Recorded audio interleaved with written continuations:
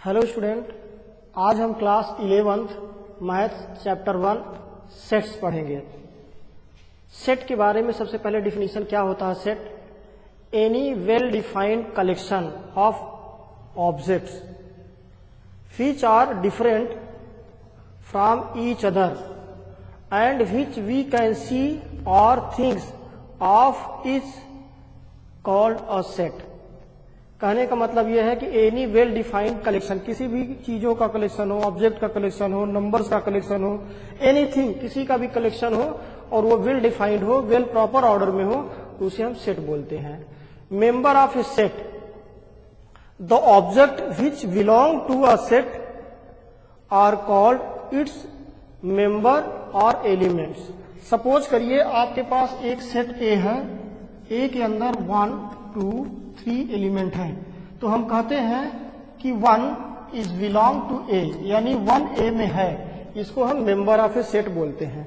1 is the member of set ए। आगे चलकर हम बताएंगे कि सेट को कैसे डिनोट किया जाता है। ठीक है, अब आता है representation of a set. There are 2 ways by which the set can be represented. Sets को हम 2 तरीके से रिप्रेजेंट कर सकते हैं। पहला है टेबुलर फॉर्म और रोस्टर फॉर्म, दूसरा है द सेट बिल्डर फॉर्म। तो चलिए दोनों हम देखते हैं, set builder form and tabular form क्या है।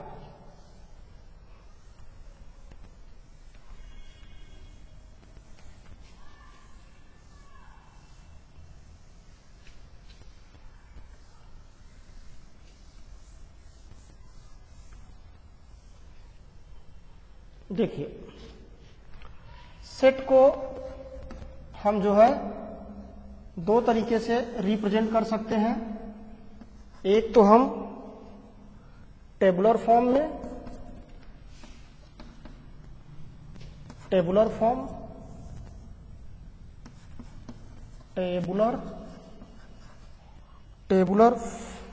फॉर्म और या इसी को दूसरे नाम से रोस्टर फॉर्म के नाम से जानते हैं, रोस्टर फॉर्म। दूसरा है द सेट बिल्डर फॉर्म।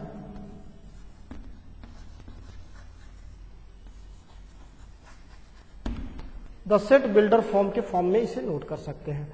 देखिए, चलिए हम सबसे पहले आपको टेबुलर फॉर्म और रोस्टर फॉर्म के बारे में बताते हैं एक एग्जाम्पल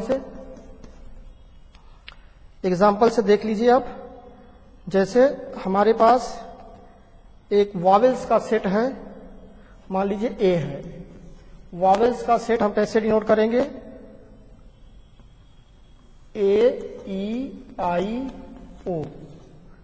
ठीक है, the set of vowels in English alphabet, ये हमारा टेबुलर फॉर्म है, यानी हमने एक सेट बनाया है वॉवेल्स का। इसी तरह हम एक सेट बनाएंगे ऑड नेचुरल नंबर्स का, set of odd natural number का। Set of odd natural number का एक सेट ए बनाएंगे, उसमें ऑड नेचुरल नंबर रखेंगे 1, 3, 5, 7 ...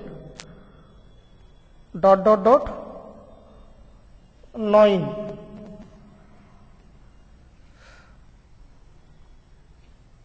ठीक है, अगर हम इसे चाहें तो हम कह सकते हैं set of odd natural number less than 10, तो लेस देन 10 यही है।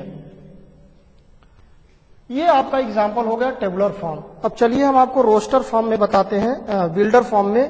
बिल्डर फॉर्म में जैसे सपोज करिए कि हमारे पास एक टेबुलर फॉर्म दिया हुआ ए, एक सेट दिया हुआ ए, उसमें लिखा हुआ है 2, 3, 5, 7, 9।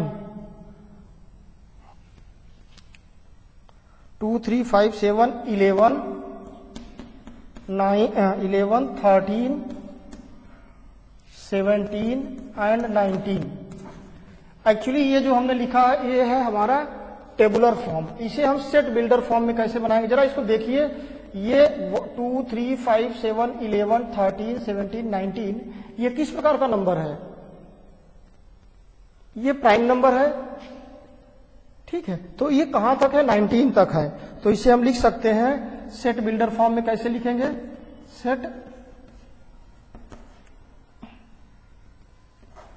बिल्डर फॉर्म में कैसे लिखेंगे इसे, एक सेट को इस तरह बनाएंगे, ऐसे बनाएंगे, उसके बाद लिखेंगे x such that x is a prime number, is a prime number. इसको लिखिए, ये जो एलिमेंट है उसको यक्स माना गया। ये इस यक्स जो है इसके एलिमेंट इस प्रकार हैं कि x is a prime number, जितने भी एलिमेंट्स हैं वो प्राइम नंबर है। और लेस देन किससे है, prime number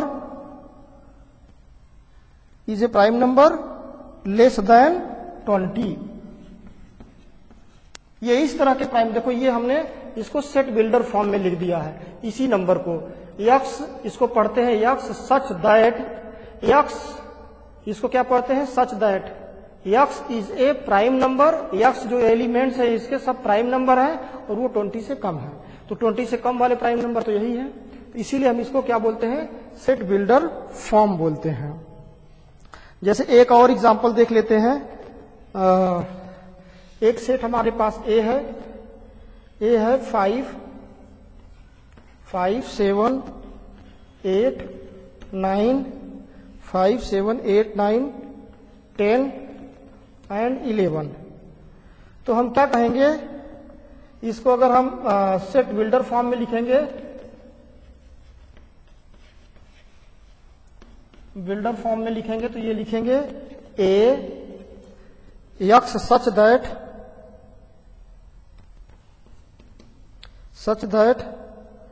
x belong to natural number और यक्स की वैल्यू 12 से छोटी है और 5 से बड़ी है। देखिए ये जितने भी नंबर हैं वो नेचुरल नंबर ही हैं। और यक्स सच दैट यक्स इस प्रकार है, यक्स बिलोंग टू, जितने भी ये नंबर है सब नेचुरल नंबर से बिलोंग करते हैं, लेकिन कंडीशन ये है कि यक्स की वैल्यू 5 से तो बड़ी है और 10 बड़ी और बराबर भी है। तो यहां पे हम इक्वल टू भी लगा सकते हैं, यक्स की वैल्यू 5 के बराबर या 12 से छोटी है। देख लीजिए, इस तरह से इसको हम बोलते हैं सेट बिल्डर फॉर्म, और इसको क्या बोलते हैं, रोस्टर फॉर्म। तो चलिए और आगे देखते हैं, इसे रफ कर दे। आई थिंक आप इसे समझ चुके होंगे।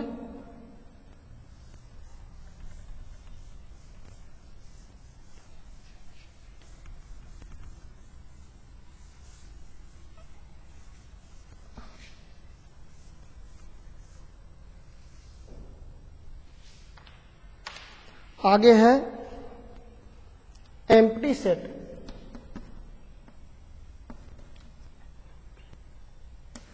एम्प्टी सेट ऐसा सेट जिसमें कोई एलिमेंट ही ना हो, इसी का दूसरा नाम है आर नल सेट।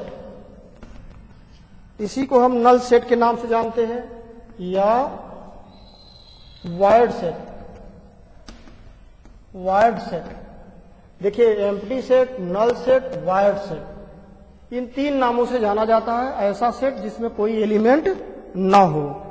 चलिए इसकी पहले डिफिनीशन लिख लेते हैं। A set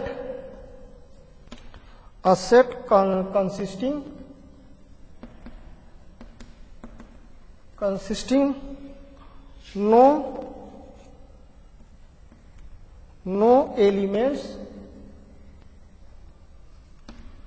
no elements at all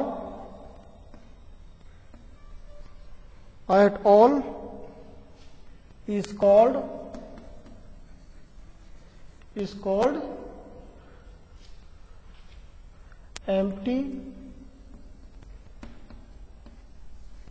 empty set or null set or a wired set.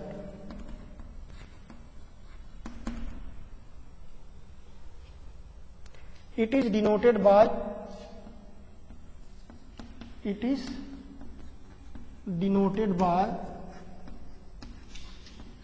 phi। इसे हम phi से डिनोट करते हैं। चलिए एग्जाम्पल से भी समझ लेते हैं। इसे हम डिनोट करते हैं फाई से, लिखते हैं PHAI, फाई से डिनोट करते हैं। ठीक है, अब हम इसे कभी कभी हम रिटेन एज एम्प्टी बॉक्स के रूप में भी लिखते हैं। इसे एग्जाम्पल से समझ में आ जाएगा। एग्जाम्पल से एम्प्टी सेट समझाते हैं हम बिल्डर फॉर्म के फॉर्म में। यक्स सच दैट, ठीक है, एक हमारे पास सेट ए है, x such that x belong to natural number, और यक्स जो है 1 से तो बड़ा है और 2 से छोटा है। अगर इन दोनों देखो तो 5 ही तो आ रहा है। हमारे पास कोई ऐसा नेचुरल नंबर नहीं है जो 1 से बड़ा हो और 2 से छोटा हो। 1 से तो बड़ा हो, 2 से छोटा हो, नेचुरल नंबर नहीं मिलेगा, फ्रैक्शन में मिलेगा, डेसिमल नंबर में मिलेगा, तो ये 5 ही होगा। इसका मतलब इसमें कोई एलिमेंट है ही नहीं है, नेचुरल नंबर का कोई एलिमेंट नहीं है। और जब ये कह रहा है कि यक्स सच दैट किस प्रकार का नंबर है, नेचुरल नंबर है, इसको पढ़ते हैं x such that x belong to natural number, यानी यक्स जो यक्स के एलिमेंट है वो नेचुरल नंबर होने चाहिए। और कंडीशन ये कह रहा है कि यक्स इज ग्रेटर देन 1 और लेसर देन 2, तो एक्स जो है कोई भी नेचुरल नंबर है ही नहीं। एक्स 1 से बड़ा और 2 से छोटा कोई नेचुरल नंबर होता ही नहीं है, कंप्लीट नंबर होता है, तो ये 5 है। इसी तरह हम एक और भी डिफिनीशन दे सकते हैं, एक और भी एक सेट बनाते हैं एम्प्टी सेट का, लिख सकते हैं x such that x belong to real number x square equal to -1, ये इक्वल टू 5 आएगा। अभी हमारे पास कोई ऐसा रियल नंबर नहीं है जिसका हम स्क्वायर करें तो -1 आएगा, ये इम्पॉसिबल है, इसका मतलब 5 है। इस तरह से हमने ये पढ़ लिया। आगे नेक्स्ट टाइम हम finite set, infinite set, other definition of sets and other concept of sets के बारे में पढ़ेंगे। तो आज यहीं तक, चलिए अगला क्वेश्चन।